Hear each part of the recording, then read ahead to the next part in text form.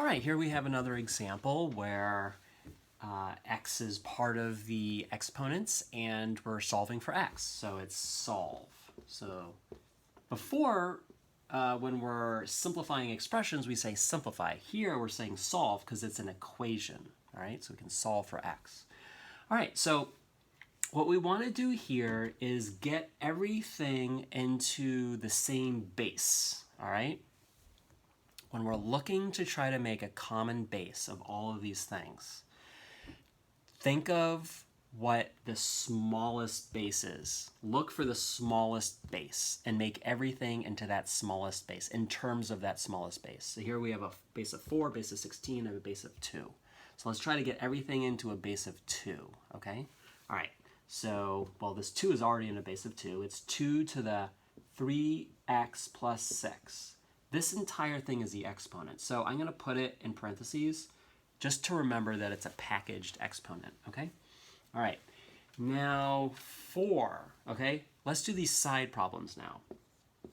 4, what is a way for me to get 4 into some kind of base 2 with a base of a 2? What does this question mark need to be? 2 to the what equals 4? 2 to the 2, all right? So what I'll do here, instead of writing a 4 again, I'm going to put a parentheses. These parentheses are important.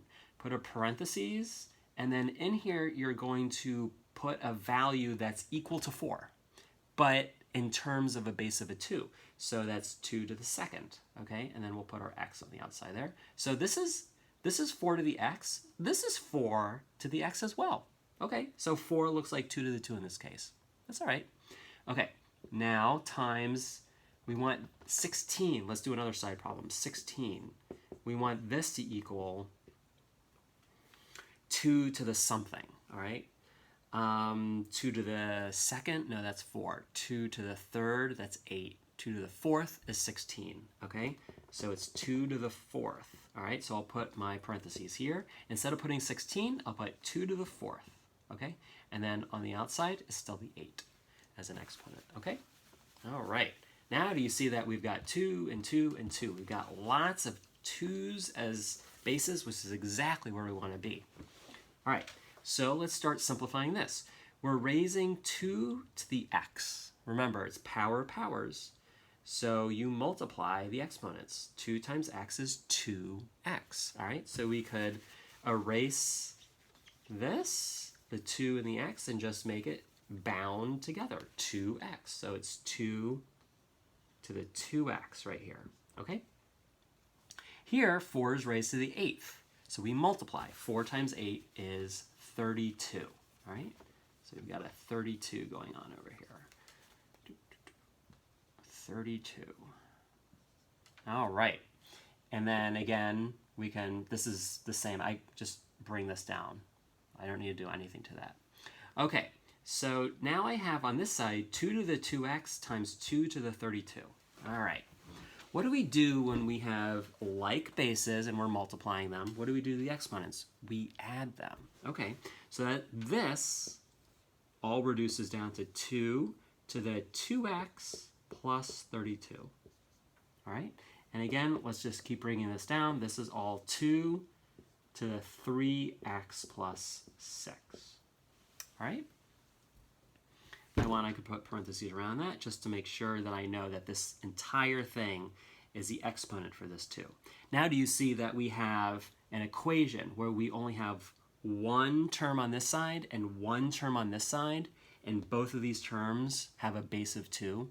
If this has a base of 2 and this has a base of 2, and they're equal, that means their exponents, their packaged exponents must be equal, okay? Now, we can set those two packaged exponents equal to each other. So 2x plus 32 equals 3x plus 6, all right? Now, all we have to do is solve for x, all right? Let's see. Well, we could subtract, so we have an addition here, okay? We could subtract, all right? So let's subtract 32. Whatever you do to one side, you have to do to the other, All right, so 32 minus 32 is 0. So those go away. We're just left with 2x on this side equals 3x. 6 minus 32, we're going to have a negative answer. Okay, so that turns into negative 26. Okay, 6 minus 32 is negative 26. Okay, now what we can do is subtract 3x from both sides. All right, so what's 2x minus 3x? Negative 1x. Okay, these go away, and this is a negative 26. All right, now this is negative 1x, it's like negative 1 times x equals negative 26. We want to get rid of this negative 1, so we could multiply both sides by negative 1 or divide both sides by negative 1, it doesn't matter. Let's divide both sides by negative 1. Negative 1 over negative 1, these negatives cancel out to positives.